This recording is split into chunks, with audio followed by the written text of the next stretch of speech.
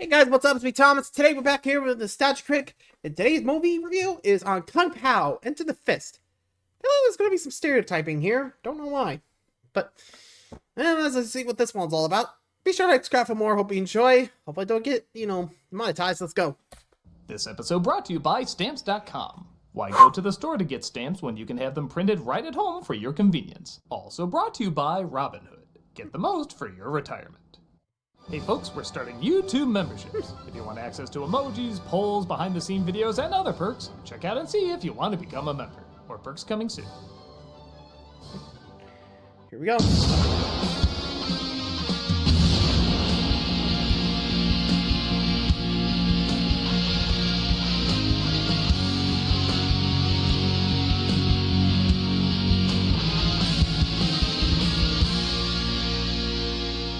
Let's begin.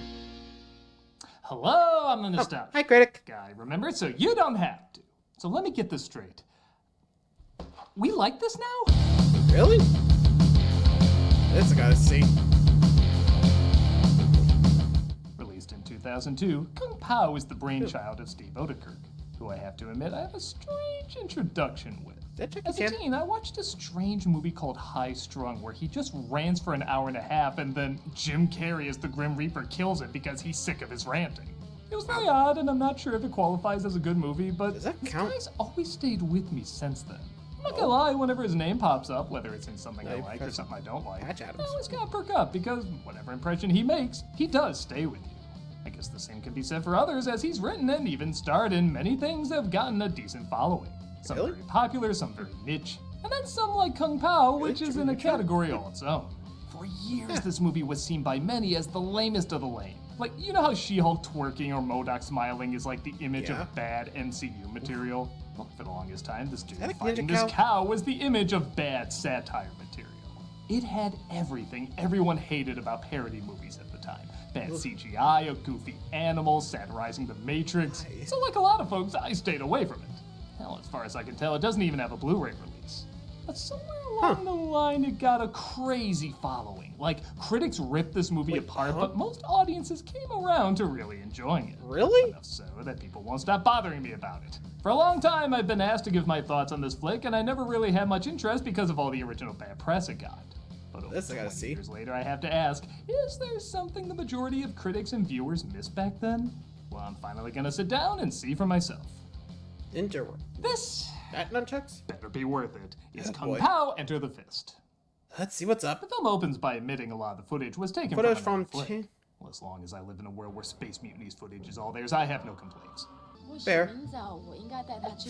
The Abbot. Whoa, 1976 had some clear film quality.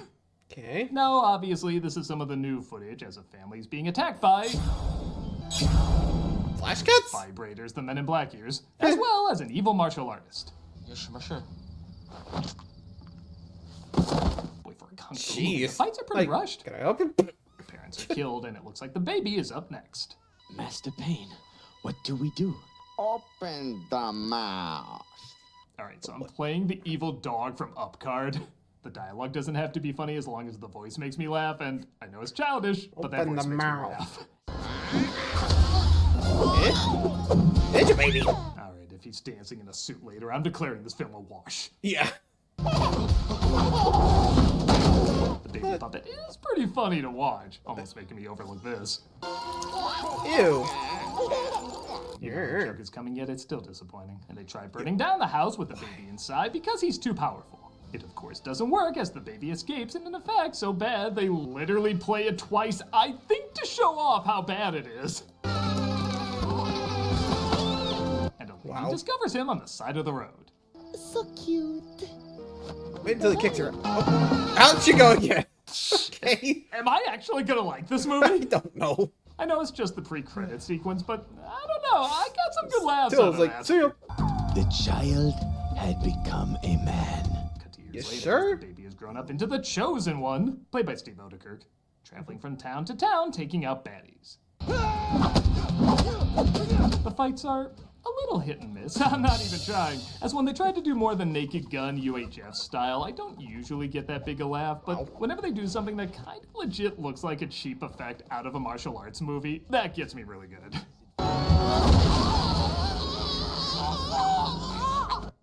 Those other jokes can work sometimes too. Also, shit, who would have thought the guy who created Jimmy Neutron would be kind of ripped?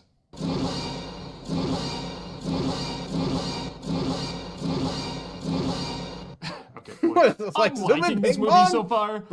I'm not surprised critics didn't. Yeah. This has that similar Ren and Stimpy vibe where it relies a lot on the surreal, silly, and unexpected, which is a hard style to make universally funny because everyone's gonna have different expectations and tolerance for certain jokes. With that said, I'm kinda having a ball with this. This is so weird. But I think it's the reason. What the fuck? I know that's not universally funny. Okay, but that's what? part of what makes it personally funny. You know there's a smaller group of people that would laugh at something And so thus stupid, this Star Wars yet began. also imaginative. So if you do chuckle, you feel more of a connection to it because you know not everyone has the same taste as you. As if it's taking a risk on a joke not as many people would like, but man, the ones that do, they're gonna love the hell out of it and never forget it. There's a ton of jokes in The Simpsons I laugh at and acknowledge are better put together, but I kind of forget them right after I see them. I am never gonna forget this goddamn thing. I need Gopher. Yeah, I'm like, what the hell? Yeah, this is definitely those moments you're just looking at it like, Jesus Christ. How did they get away with this? Yeah, I get it as a satire, but dang, I don't know if they intentionally did that or just be like, just put it in. No one's gonna take it seriously. Like, I swear that's the thing with, like, satire films. You don't know if it's intentional or just feel like, hey, it works better than, even though it's not how we're playing, it works great. Put it in. I feel like that's what's going on. For chucks. After using gopher chucks and taking out everybody's eyes, he literally busts a vein, wah-ing too much. And we cut to the footage from the movie mentioned earlier. I guess it's a good sign when I'm thinking to myself, I was actually liking this okay even before the other film footage. This is an old joke, but using it with actual footage from a martial arts film does make it a little funnier. Hey, who's he? I don't know. Still better than most ADR in a lot of big budget movies today. Let me cram in a bunch of plot exposition we forgot to put in. 2 scenes earlier, Yeah, there we go. he visits his Point master, made. who says he's the chosen one, mainly because he has a face on his tongue, and I don't know, it must mean he's the chosen one. I don't like him very much. I must apologize for Wimp Low. He is an idiot. We have purposely trained him wrong, as a joke. Sometimes the audio matching the video is so poorly done, that's part of what's so funny. Like, all that has to be done here is he has to grunt as he gets out of bed. But we get this.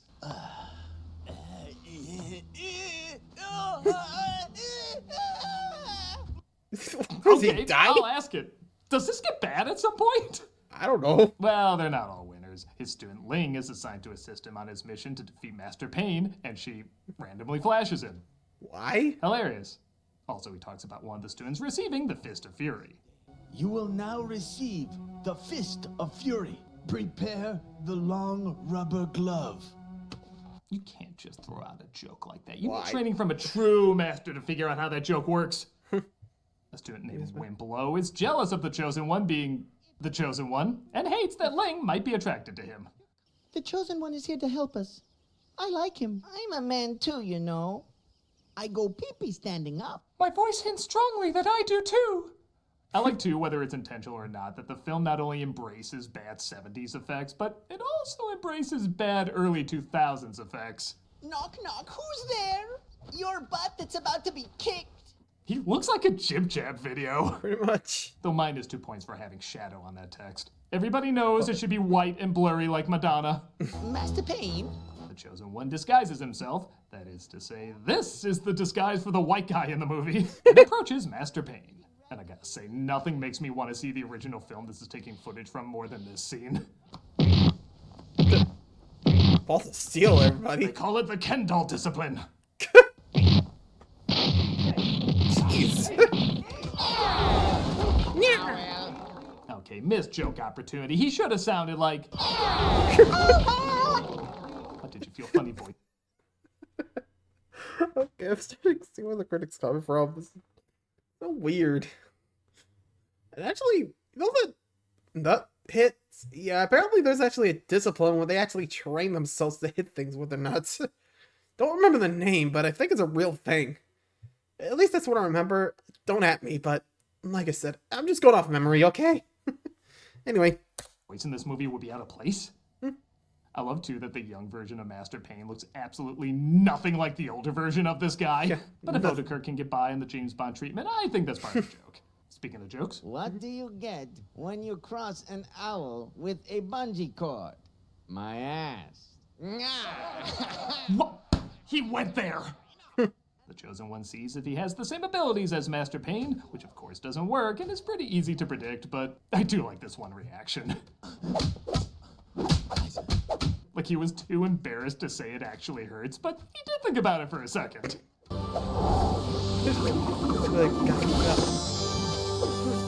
What do you want to know? You look like you have the line, "Too bad you will die," coming up. I am woe. With Or maybe something else is coming up. Congrats to the one guy whose very specific fantasy has finally come true. Thank you. what? How'd you hear that? Refer to me by the name Betty. Oh, sorry, Betty. What am I watching? Woe says he still has a lot to learn. In the meadow, you will find Betty's great protector, Moon Yu. Avoid the meadow. It's also where Disney partakes in practice, Mufasa. Okay, let me know if this is the best sponsorship of all time. Taco Bell, product placement with Taco Bell. Injarito, macho burrito. Or is this? Burrito. Wow.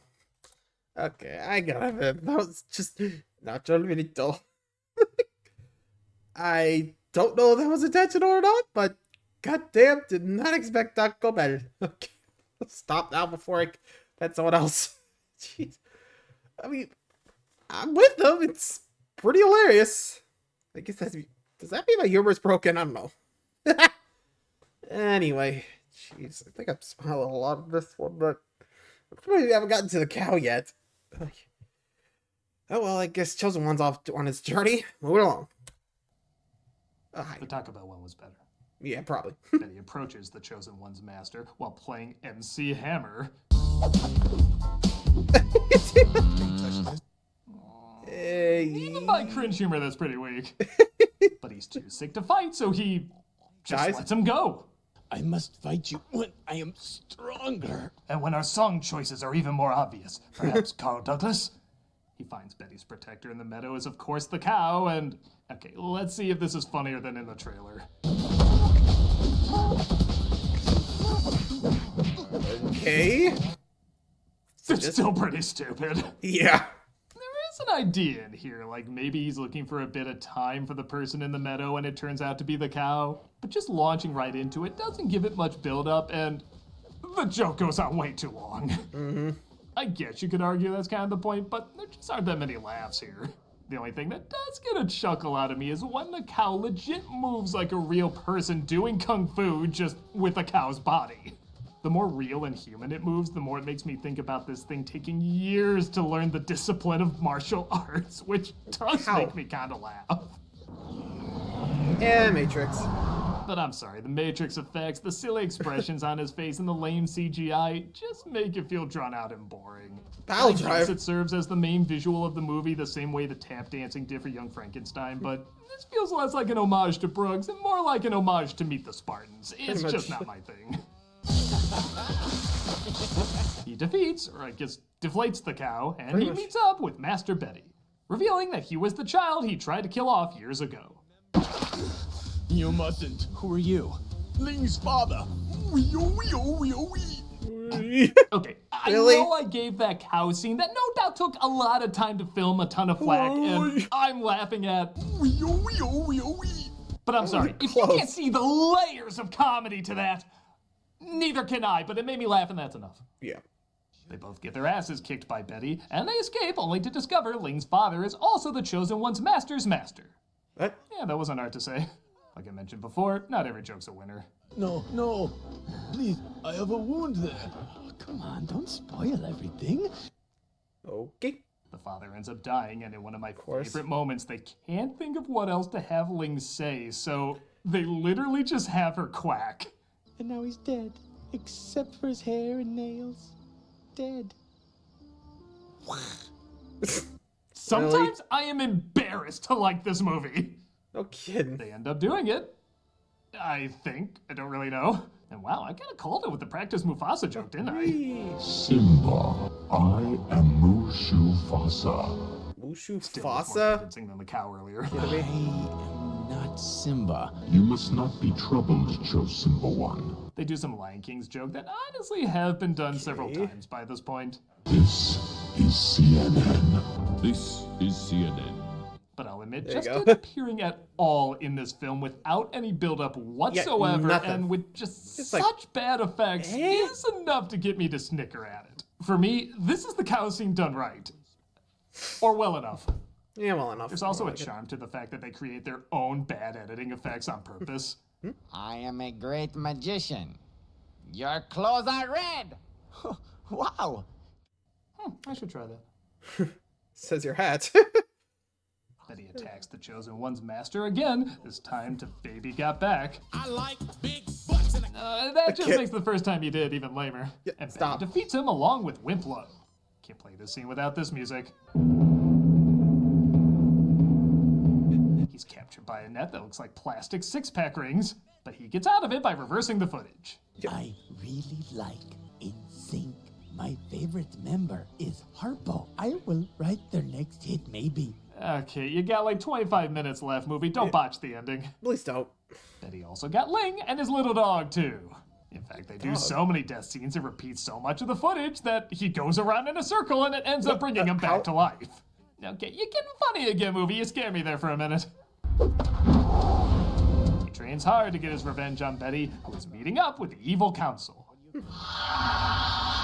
that a temple? Thank you, evil council. Okay, even for this movie, that was a little weird. Robot Jim Matt, or whatever that was, tells him where the Chosen One is, and it looks like he's out getting nuts. I'll take a pound of nuts. that's a lot of nuts. Ah, Fred Armisen returns in his finest role. He goes to fight Betty as they use the song joke again. No, seriously, why do you think this is your turn it off and on again joke? When he takes off one of his triangle symbols, it summons the evil council. The evil council are aliens. Okay. It tracks, and I didn't see it coming. True. Oh, also, they're French. French. It'd be weird if they weren't French. He uses his tongue to defeat the aliens, because again, it'd be weird if he didn't do that. And he ends up stopping Betty as well. Thank you, squirrel friend.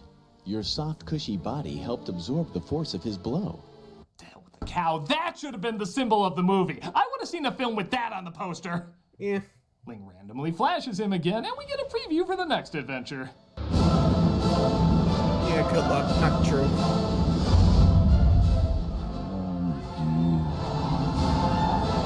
And that was Kung Pao, and Woof. I don't know if I hit my head coming in this morning, but I thought this was pretty damn funny.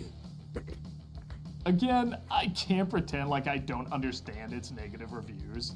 These jokes are very second grade, and honestly, I think there's maybe a third of them that don't work at all. But that's still 2/3 of the jokes that do work, and not only do they work, but they're really surreal and imaginative, combined with that same type of humor college kids have when they, well, redub a martial arts movie. Sounds about Honestly, right. I feel like this film just came out at the wrong time. I think it would have been right at home with the YouTube generation or even late 2000s internet. There's a sporadic immaturity to it that's either gonna make you laugh or it's not, and I would understand either. But if you've ever gotten a little high, muted a kung fu movie, and provided the dialogue with your friends, then this movie is for you. If you've never done that, then I'm sorry. That's just not living, and it's sad that you wasted your life. Really? God, the rest of us, though, have this ridiculous and very funny, wonderful waste of time. I'm a nostalgic. To each their own, as they Remember, say. so you don't have to. There, Critic. What was that? That's a lot of nuts. Thank you. What was that? Just you had a lot of nuts just to make that film. Whew! Jeez. I'm still trying to wrap my head around that, other than, what was that? That has to be the weirdest Kung Fu parody ever. I don't even watch Kung Fu parodies. Well, till next time, guys, adios.